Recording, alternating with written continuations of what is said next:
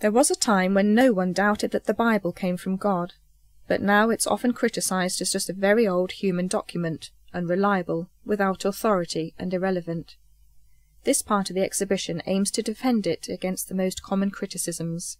In the first section, we're going to look at how the Bible has miraculously survived over the centuries. The Old Testament is the oldest part of the Bible. It was originally written mainly in Hebrew. It consists of 39 books that deal largely with God's dealings with his people, the Jews, before the birth of Jesus Christ. The New Testament has 27 books and was written in the 1st century AD in Greek. It deals with the life, death, and resurrection of Jesus Christ and the way his followers obeyed and taught his teachings. Unlike the Old Testament, which was written over several centuries, it was finished in about 50 years. The process of translating the Bible into local languages began because there was no point in God giving people a message if they couldn't understand it. By the 3rd century BC, Greek had become the common language of the countries in the eastern Mediterranean region, including among those Jews who'd been exiled from their own country. King Ptolemy II of Egypt wanted a Greek translation of the Torah, the first 5 books of the Hebrew Bible, for his library at Alexandria. A 1st century legend has it that he arranged for 70 or 72 Jewish scholars to do this for him. This tradition says that they finished it in 70 or perhaps 72 days. The title Septuagint was given to it much later, because the Latin word Septuaginta means of the 70. It was written on papyrus scrolls, fragments of which have been found, like the replicas on the panel. The rest of our Old Testament books were translated into Greek in stages, and the whole was finished by 132 AD. Parts, at least, of the Septuagint version were in use in the days of Jesus and his followers. The copy on the table was printed in 1665. In the centuries after Jesus Christ, Latin was the language used by the Church in its services. In the 4th century, Pope Damasus was keen to have one standard edition of the Latin Bible to replace the different ones in circulation. He gave his secretary Jerome the task of producing one. First, Jerome revised the text of the Gospels. He took the best existing Latin text he could find and corrected it where necessary with the help of Greek manuscripts. Next, he translated the Book of Psalms. This was followed by the rest of the New Testament. He retired to live in Bethlehem as a monk. Here he decided that the best way to translate the Old Testament was really to go back to the original Hebrew. He finished doing this in 405 AD.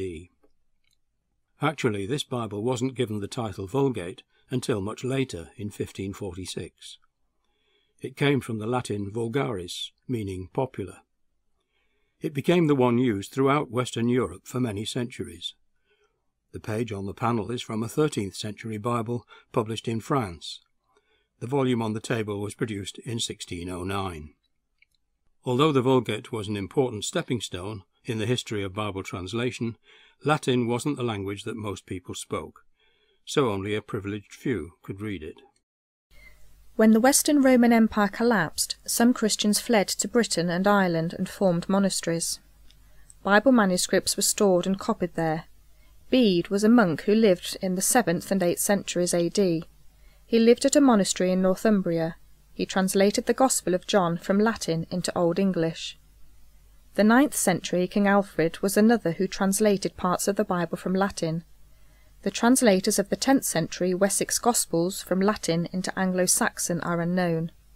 On the table you'll see an 1848 reprint of Anglo-Saxon Gospels. Indeed, from the 7th to the 14th centuries there were many attempts at translating parts of the Bible into early English, but it seems that these were to help the clergy, many of whom didn't understand much Latin. The whole Bible in English for all to read was a long time coming. This was largely through the work of John Wycliffe. In the 14th century the official Bible of the Church was still the Latin Vulgate. John Wycliffe, the rector of Lutterworth in Leicestershire, insisted that the ultimate authority for Christians should be the Bible, not the Church. So it was essential for them to read the Bible for themselves. He, with help from other scholars, made the first English translation of the entire Bible in 1384. There's an 1810 reprint of his New Testament on the table. He translated it from the Vulgate. He sent out preachers into the streets and the fields. His enemies called them lollards, or mutterers, because they read from the Bible in English. As a result, many ordinary people, who could not themselves read, learned parts of the Bible off by heart. The Church didn't approve of Wycliffe's work because he acted without its authority. It persecuted Wycliffe and his followers, putting many of them to death. On the right of the panel you can see some of their names. In 1408 a new law was brought in that decreed that no one should translate any part of the Bible, or even read one, without the approval of the Church. In 1453, Constantinople, the capital of the Eastern Roman Empire, or Byzantine Empire, was captured by the Turks. As a result, many Hebrew and Greek scholars fled for safety from the East to Europe. In the West they continued their studies, including the study of the Bible. They brought with them early copies of the New Testament in Greek, which proved valuable to future Bible translation. The next landmark was the invention of printing, to make multiple copies of documents at the same time. Until then, copies of Bibles had been made by hand. It might take a year to produce just one, and it was expensive. The invention of printing using movable type is usually credited to the German Johannes Gutenberg. Look on the panel at the illustration of one of the first mechanical printing presses. It was Gutenberg who produced the first printed Bible in Germany in 1455–56. This was a Latin Vulgate, printed on vellum and done in such a way as to make it look handwritten. One of its pages is reproduced on the panel. For many, this is the most beautiful book in the world. The facsimile on the table is volume 2 of a 2-volume set printed in the 21st century. William Caxton brought printing to England in 1476. He was the first to print parts of the Bible in English. From now on, Bibles were printed. About 100 years after John Wycliffe's death, William Tyndale also stated that the Christian's true authority was the Bible, not the Church. To someone who disagreed with this, he said, "If God spares my life, I will cause a ploughboy to know more Scripture than you do." But his efforts to bring the Bible in current English to the man in the street proved too difficult and dangerous in England. He was forced abroad for the rest of his life. There he translated the New Testament into English and had it printed in 1525. The example on the table was reprinted in 1862. Copies were smuggled back to England for circulation. Many people lost their lives in the process because King Henry VIII and the Church were violently opposed to the work. He later translated and published parts of the Old Testament.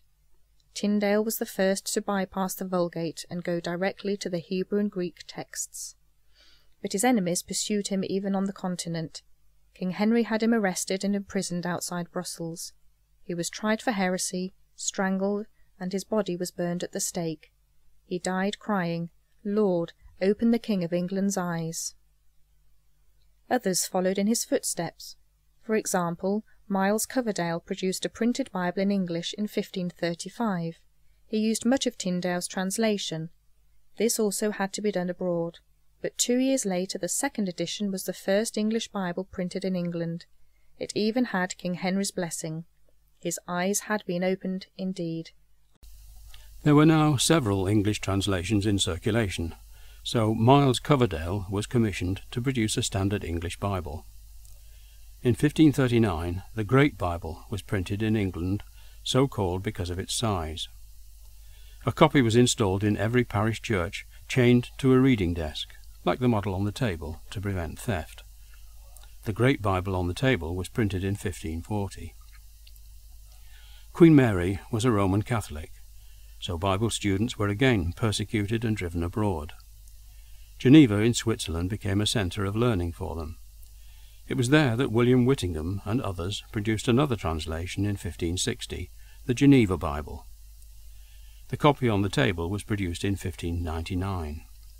It's often called the Breeches Bible, because it says that Adam and Eve made themselves breeches. Although it was printed in Switzerland, it became more popular back in England than the Great Bible. It was portable, affordable, and could therefore be read at home. It's remarkable for a number of firsts. It was the first to be printed in Roman type as opposed to the black letter type that looks like handwriting. It was the first to be divided into chapters and verses all the way through. It was also the first to indicate in italics those words that the translators thought necessary to add to produce good English. When Elizabeth I, who was Protestant, became Queen, the Church in England proposed a new translation. Sections of the work were given to suitably qualified bishops, which is why it was unofficially called the Bishop's Bible. Their instructions were to revise the Great Bible. This took 7 years and was finished in 1568. The Church ordered that every archbishop and bishop should have a copy. It therefore superseded the Great Bible as the authorized version of the Church of England. But unlike the Great Bible, it was also an approved version for ordinary people to own. This version had been nicknamed the Treacle Bible, because it translated, "Is there no balm in Gilead?" in Jeremiah chapter 8 as, "Is there not treacle in Gilead?" The copy on the table was printed in 1574. It was now the turn of Catholics to flee to Europe to avoid persecution. They'd been opposed until then to Bibles in any other language than Latin. At Douai in northern France they began producing their own English translation to rival the Protestant Geneva Bible. They translated it straight from the Latin Vulgate. The New Testament was printed at Rheims in 1582, and the Old Testament in Douai in 1609 to 1610. It's therefore known as the Douai or Douai-Rheims Bible. All this paved the way for the next milestone, the Authorized Version, or King James Version of the Bible. King James I, himself a Bible scholar, was persuaded that there was a need for a new English translation that would be acceptable to all. Strict terms of reference were laid down, and the king himself would have to personally approve it. The panel of 47 translators was chosen on the grounds of scholarship alone. It was to be a revision of the Bishop's Bible. Previous translations often included notes and opinions, but none were now to be allowed, except helpful explanations of Hebrew and Greek words. The work was published in 1611 and dedicated to the king. Ironically, it's thought that 90% of it was from William Tyndale's own translation. It was originally published as a complete folio Bible. It was sold loose leaf for 10 shillings or bound for 12 shillings. The smaller copy on display is dated 1614. The title page says, "Appointed to be read in all churches." It was revised several times, and the edition now in use was published in 1769. What's amazing about the Authorized Version is the way it has stood the test of time, even though it's 4 centuries old. Despite its antiquated English, it's still read and loved by many. Like the works of William Shakespeare, it's recognized as a literary masterpiece. Many expressions from it are used in everyday conversation today, without us realizing where they came from. The first Welsh Bible was in existence by 1470. It was a translation from the Latin Vulgate. Queen Elizabeth ordered the Welsh bishops to have a Bible printed in Welsh and to place copies in all parish churches. In 1588, William Morgan published his translation of the whole Bible. The second version, published in 1620, is still known as William Morgan's translation. It became the standard Welsh Bible for centuries. In 1630, a smaller edition was published for use in the home, like the one on display, the edition that Mary Jones obtained in Bala in 1800. It was her desperate need to own her own copy that inspired the formation of the British and Foreign Bible Society. A new Welsh translation was published in 1988, and the revised New Welsh Bible came out in 2004. If you want to hear more about the story of Mary Jones, select 136 on the keypad. A translation of the New Testament into Irish from the original Greek was published in 1602. A translation of the Old Testament by William Bedell and other scholars was finished but never published. Narcissus Marsh and others revised it, and about 500 copies were printed in 1686. In 1690, 3,000 copies of the complete Irish Bible were printed for the Scottish Highlanders. It was printed in Roman script because they weren't familiar with the Irish characters. For a long time the clergy in the Gaelic-speaking parts of Scotland used this Bible. However, differences in dialect meant it wasn't ideal. So the first Gaelic New Testament was published in 1767. The translation was done by James Stewart and his son John. John Stewart was also the main translator of the Gaelic Old Testament, which was published in part between 1783 and 1801. The copy of the whole Bible in Gaelic on the table is undated. Parts of the Bible were translated into Cornish as far back as the 17th century. It wasn't until 2004 that the Cornish Bible Project published the whole of the New Testament, translated directly from the original Greek. The same team is working on the Old Testament. The first part of the Bible to be translated into Manx was the Gospel of Matthew. It was the work of William Walker and was printed in 1748. A translation of the Old Testament appeared in 1773. 2 years later, an edition of 40 copies of the first complete Bible in Manx was issued. The Gospel of John on display is a 1936 reprint from an 1819 Manx Bible. With the passing of time, more ancient Bible manuscripts have been discovered. The panel refers to the Codex Sinaiticus and the Codex Alexandrinus. Codex means book, a volume produced by sewing together folded paper written on both sides with a cover. The Codex Sinaiticus literally means Sinai book. It was discovered by visiting scholars in the 19th century at the St. Catherine's Monastery on Mount Sinai. It had been preserved there since it was written in the 4th century. The main portion of the Codex is now at the British Library in London. Judging by the handwriting, it was probably the work of 3 or 4 scribes. It's regarded by many scholars as one of the most important witnesses to the Greek text of the Septuagint and of the New Testament. In fact, it's the oldest surviving copy of the whole New Testament. The panel shows a colour reproduction of the Codex Alexandrinus. On the table is a black and white photographed facsimile. The library at Alexandria in Egypt held the world's greatest collection of manuscripts. However, it's not certain whether the Codex Alexandrinus was originally written there.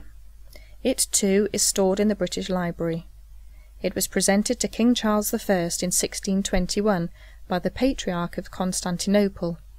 It's a 5th century manuscript of the Bible in Greek, in other words, slightly younger than the Codex Sinaiticus. It consists of 4 volumes written on thin vellum or animal skin. It contains almost the complete Bible. Going by differences in handwriting and so on, 2 scribes were responsible for their production. The last 150 years has seen the publication of many more translations. Displayed here are the Revised Version of 1885, the Revised Standard Version, published in 1952, the Jerusalem Bible, 1966, the New International Version, 1978, and the New King James Version of 1982. This is what an Arab boy heard one day in 1947 when he threw a pebble into a cave at Qumran near the Dead Sea. On entering the cave, he found stone jars like the ones on display. Little did he know that they contained scrolls of all but one of the books of the Old Testament. Experts reckon that they were about 2,100 years old, the oldest surviving Old Testament scrolls ever discovered. They're on display in the Shrine of the Book in Jerusalem. Despite their age, the wording on these ancient scrolls is remarkably similar to what we have today. Normally it would not be unreasonable to expect big changes due to the passage of time. The Dead Sea Scrolls show that the Old Testament has been miraculously preserved for us today. Jewish scribes made copies of the Old Testament by hand. They treated the work with such reverence that they proofread every copy scrupulously. If they found a mistake, the whole page would be discarded and they would have to start again. They had strict copying rules, such as each line should consist of 30 letters, each column should have an even number of lines, no letters or words should be written from memory, each word in the original should be spoken aloud before being copied, and words, even letters, were counted, and the whole scroll was then checked by a supervisor. On the table you can see an actual example of a Hebrew scroll. It dates back to the 16th century AD and is written in Hebrew on leather made from sheepskin. It contains the first 5 books of the Bible, which the Jews call the Torah. As it's a corrected copy, it's unlikely to have been read in the synagogue. The New Testament was written on scrolls that were made from papyrus reeds. As papyrus rots very easily, none of the original Greek manuscripts have been discovered. However, a large number of fragments have survived, meaning there are far more ancient copies of the New Testament than of any other classical book, and it was quoted so many times in other ancient writings we could actually compile the New Testament from those quotations alone. On the panel you can see the oldest fragment so far discovered. It's part of a papyrus codex containing John's Gospel, which is in the John Rylands Museum in Manchester. It has been dated to about 130 AD. That means it was probably written less than 100 years after the original text. This fragment is one of many obtained in Egypt by Sir Alfred Chester Beatty. Beatty was an American millionaire nicknamed the King of Copper because of the way he made his fortune. He was a collector and built up a remarkable collection of Oriental art and books. He acquired several early papyrus manuscripts, including portions of the Old and New Testaments. He gave some of them to the British Museum in a collection which bears his name. On the table you can see facsimile reproductions of the Chester Beatty fragments of some New Testament books. Most of them have been dated to the 3rd century, but some are as early as the 2nd. Our survey has shown that the Bible's survival is astonishing. Through the dedication, hard work and self-sacrifice of some determined people in years gone by, we can all get hold of a copy cheaply and read it in our own language. And all in all, any differences in the text of both Old and New Testaments are only slight and not important to our understanding of the message.